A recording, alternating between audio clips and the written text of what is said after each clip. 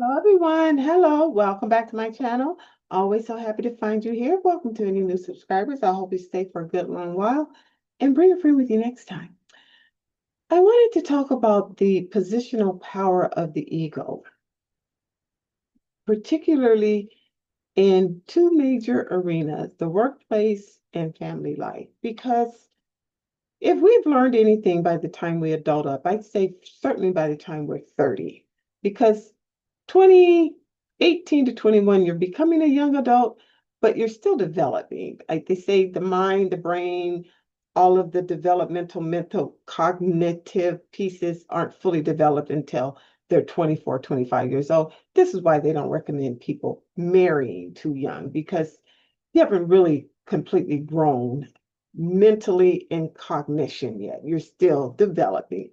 And I would agree with that. I think marriage, I mean, there's been marriages where people got married in their teens or early 20s and they worked out just fine, but typically it's recommended that you kind of wait until you're at least 25 years old. But that's where the most egos are. This is why people have issues at Thanksgiving time all the time because all the family members are there and they could bring up a topic such as politics and religion. Those are two topics that people just feel so embedded in. They're so braided into that belief system, those beliefs, what they support. And it can often cause some heated conversations or some rifts, even.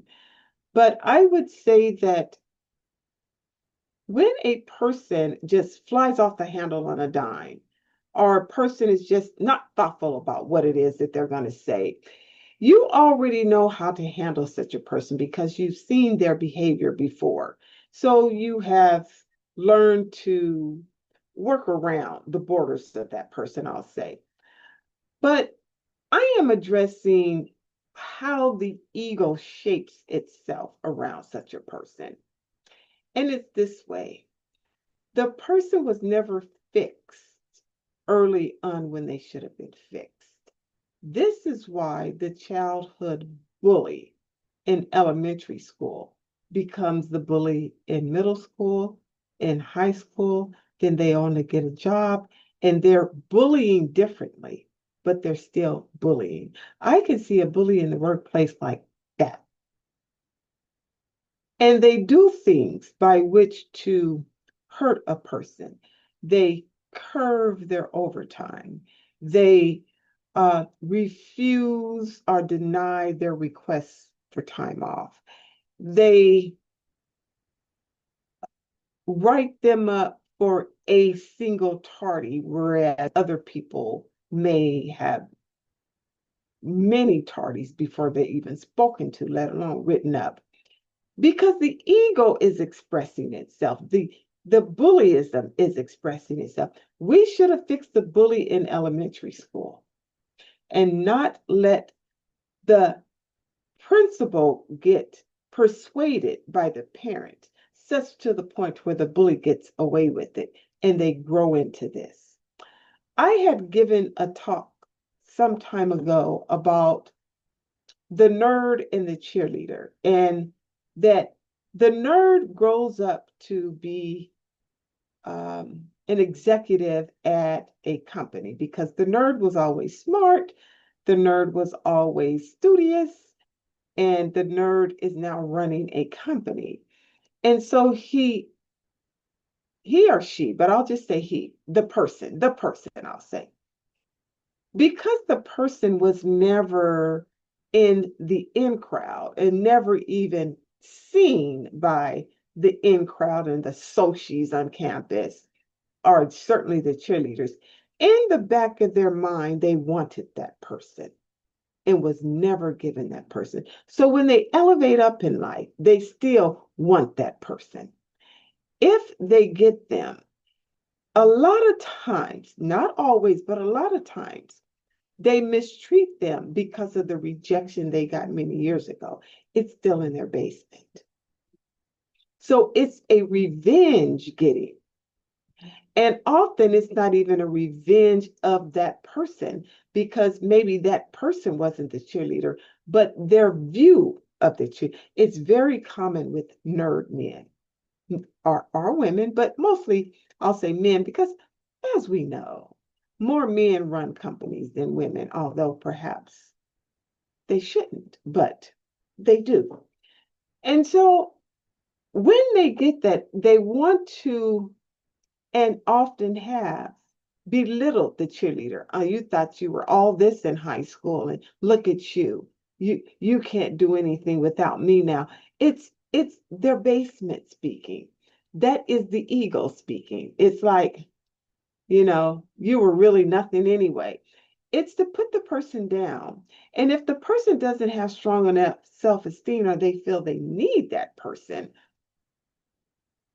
they will tolerate it. They need that lifestyle. They wouldn't have the lifestyle otherwise, and they will tolerate it. Well, first of all, no. First,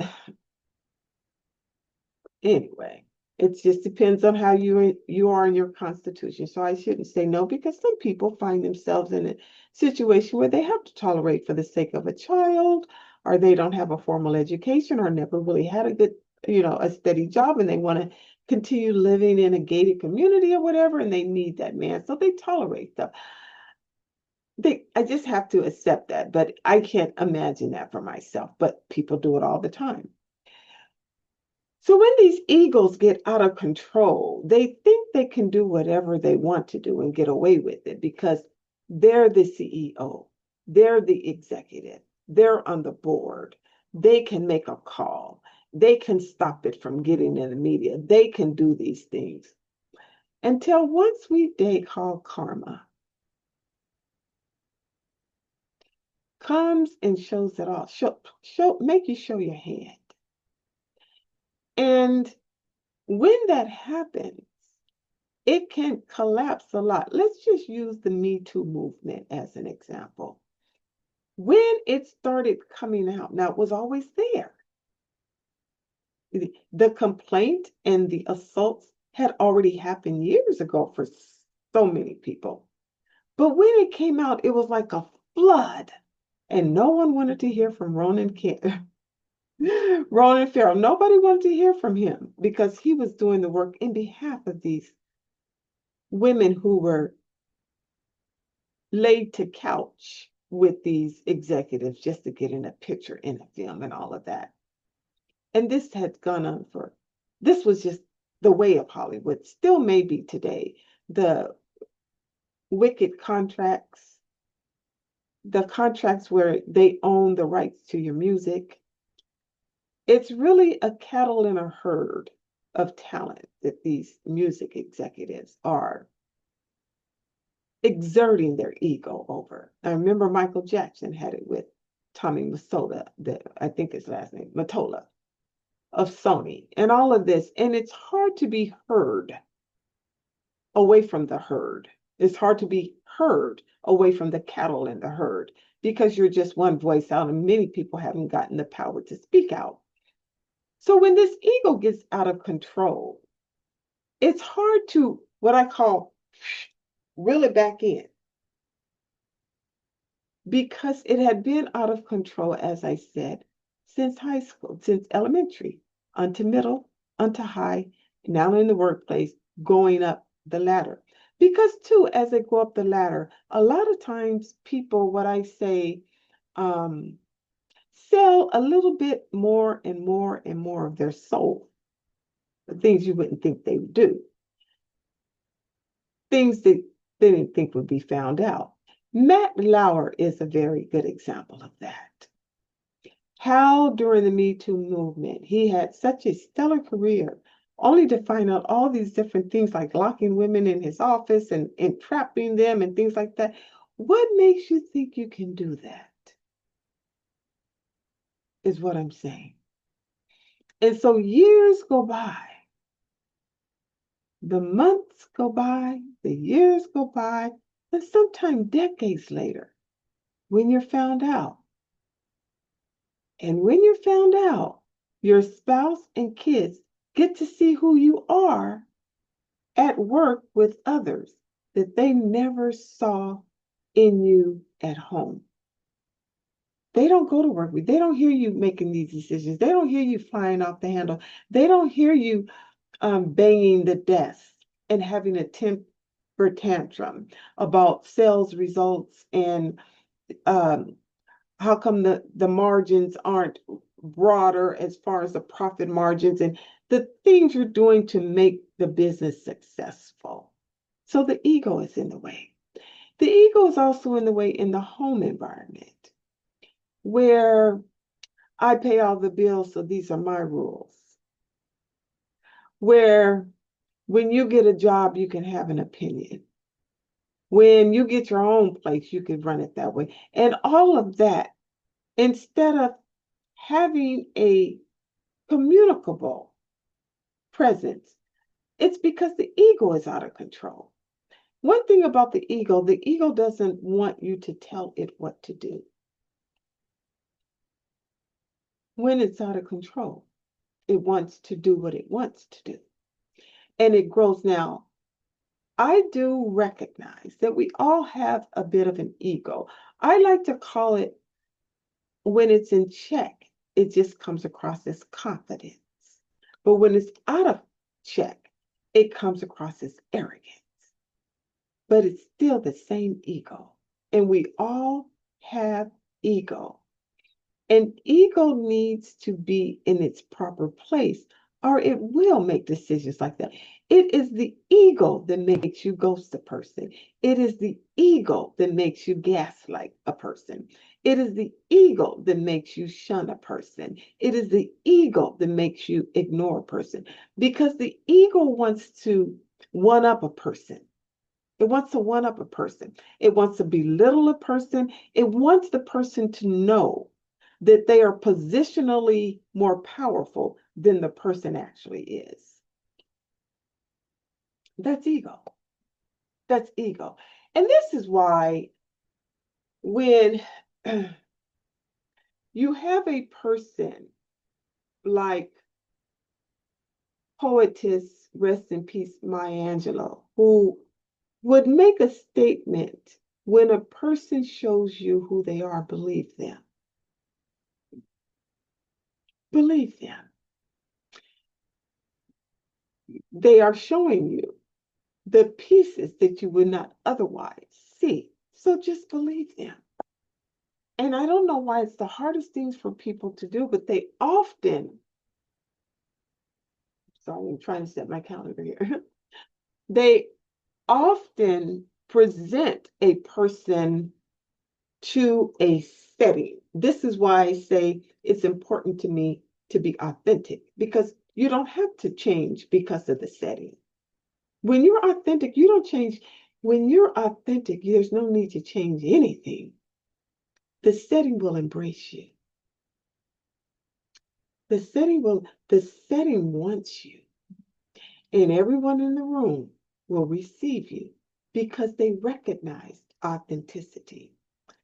But because there's so much fakeration, there's so much false bling, there's so much overstatement, that people are no longer real at their core because they've allowed a fake image to be controlled by an ego out of control, and they begin to, what I call,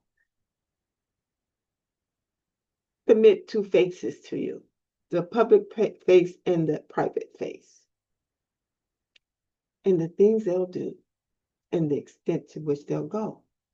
And like I said, make yours such that nothing can come to light that would strangely impact how you're already seeing, whether it's light or dark, because the ego would do that.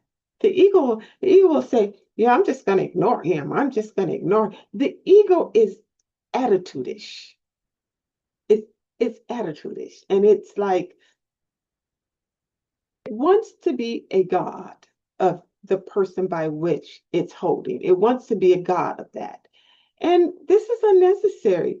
When I see this, I say the person has not learned to cultivate self. There's no self-mastery. There's no self-mastery if you have not learned to cultivate self. That's not going to come overnight. Mm-mm, mm-mm. It's not going to come with a few attempts.